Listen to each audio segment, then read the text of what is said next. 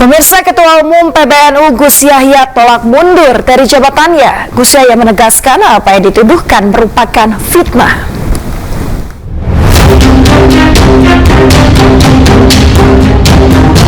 Di tengah ramainya dorongan agar Ketua Umum PBNU Gus Yahya mundur dari jabatannya, pengurus besar Nahdlatul Ulama melakukan rapat alim ulama PBNU yang digelar di kantor PBNU Jakarta Minggu malam. Dalam rapat ditegaskan tidak ada pemakzulan ataupun pengunduran diri dari Yahya Cholil Stakuf. Rapat yang dihadiri petinggi NU baik secara langsung maupun daring mendapatkan satu keputusan. Yahya Cholil Stakuf atau Gus Yahya tetap menjadi Ketua Umum PBNU. Rapat ini dihadiri 37 dari 53 orang pengurus harian Syuriah. Sementara pergantian Ketua Nahdlatul Ulama hanya bisa dilakukan lewat Muktamar NU. Sepakat kepengurusan PBNU harus selesai sampai satu periode yang utamanya kurang lebih 1 tahun lagi. Semuanya, tidak ada pemakzulan, tidak ada pengunduran diri, semua sepakat begitu, semua gembleng 100%. Yang kedua, yang ketiga, kita ingin semuanya melakukan tafakur demi kebaikan bersama, kebaikan masyarakat, kebaikan warga NU dan Indonesia. Bersama-sama bertafakur, bermujahadah, selalu memohon pertolongan demi kebaikan semuanya di antara kita semua. Sementara itu Gus Yahya menekankan informasi yang beredar adalah fitnah. Unsur politis apa, dengan analisa seperti apa, ini sebenarnya nggak jelas. Dalam setiap dinamika yang melibatkan pro-kontra seperti ini, orang selalu menyebut-nyebut unsur politis. Tapi ini politiknya siapa, untuk siapa, hari ini kita belum bisa melihat apa-apa. Yang ada sebetulnya adalah terutama perbedaan pendapat, perbedaan persepsi, dan informasi-informasi yang belum diklarifikasi dengan tuntas. Informasi yang belum diklarifikasi dengan tuntas itu jadinya fitnah, maka harus diklarifikasi sampai tuntas supaya tidak ada lagi fitnah. Karena fitnah itu perbuatan tidak adil yang dampak terhadap korbannya itu akan terlalu berat. Sebelumnya beredar hasil risalah rapat harian Syuriah PBNU. Isinya meminta agar Ketua Umum PBNU Yahya Cholil Stakuf mengundurkan diri dari kursi Ketua Umum. Dari Jakarta, tim liputan Anyus melaporkan. Komisi 2 DPR RI menggelar rapat dengar pendapat dengan KPU RI hingga Arsip Nasional Republik Indonesia. RDP ini membahas pengarsipan ijazah calon presiden.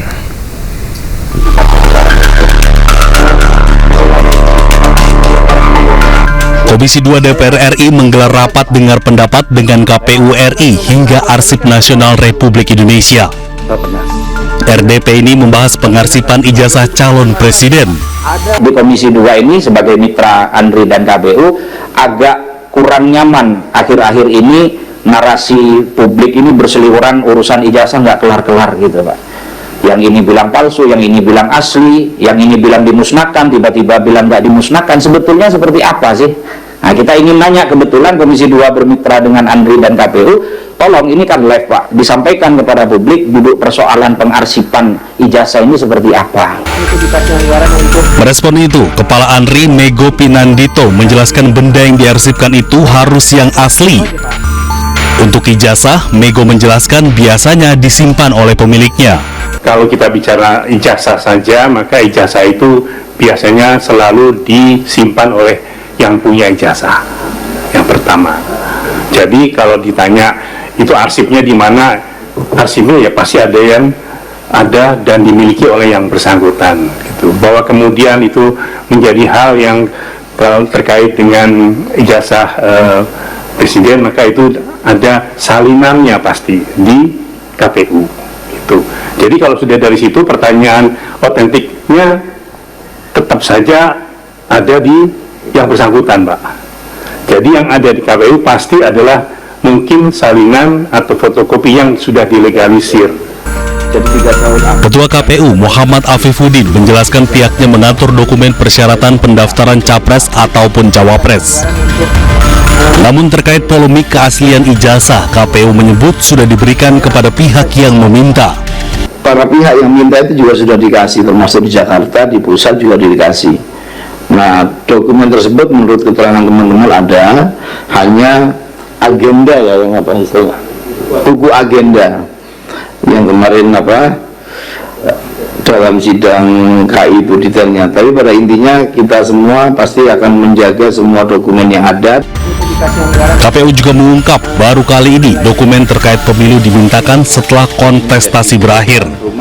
Hal ini akan menjadi acuan untuk perbaikan tata kelola KPU ke depan. Dan dimiliki oleh yang bersangkutan. Pemirsa, Majelis Ulama Indonesia mengeluarkan fatwa baru, yaitu rubah yang dihuni dan sembako tidak layak dikenakan pajak berulang. Sementara itu, pemerintahan Presiden Prabowo sudah menerapkan aturan bebas pajak bagi masyarakat kelas bawah.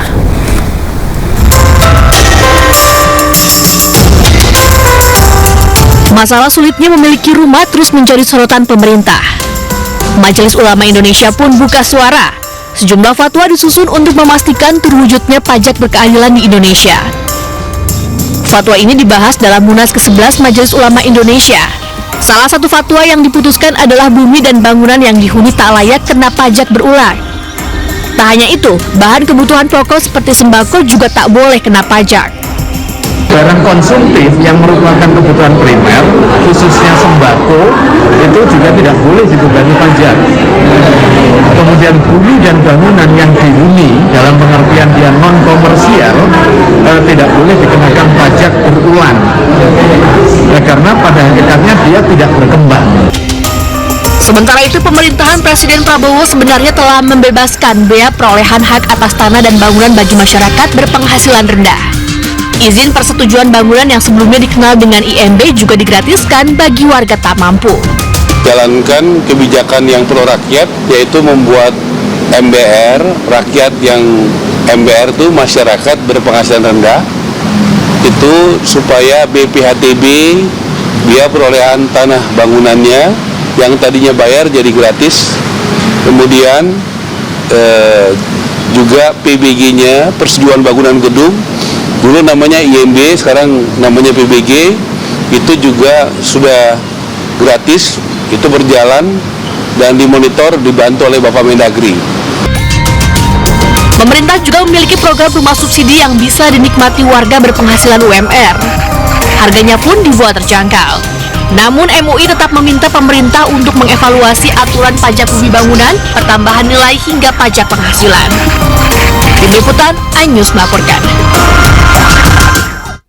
Pemirsa, Presiden Prabowo Subianto memanggil Kepala Badan Riset dan Inovasi Nasional Arif Satria dan Wakil Kepala BRIN Amarullah Oktavian ke Istana Negara Jakarta. Untuk memperkuat institusi daerah dalam rangka untuk percepatan. Dalam pertemuan tersebut, Kepala BRIN menyampaikan laporan sekaligus menerima arahan langsung Presiden Prabowo terkait masa depan riset dan inovasi nasional. Lebih lanjut, pemirsa, Arif Satria mengaku telah melaporkan langkah-langkah jangka pendek yang telah disiapkan untuk menata ulang organisasi dan memperkuat dukungan terhadap program prioritas pemerintah Presiden Prabowo, khususnya yang berkaitan dengan pangan dan energi. Institusi daerah dalam rangka untuk percepatan itu melalui sejumlah kawasan sains dan teknologi di daerah. Ya, itu tentu kami berusaha untuk mendapat arahan dari beliau terkait dengan arah pengembangan BRIN ke depan. Karena BRIN yang fokus pada penguatan riset dan inovasi ini bisa mensupport berbagai program-program strategis dari Pak Presiden. Selain bahan yang sudah disiapkan untuk bertemu dengan Pak Presiden, ya, terkait dengan soal bagaimana inovasi yang dihasilkan oleh BRIN dan berbagai lembaga riset di Indonesia tentang pangan.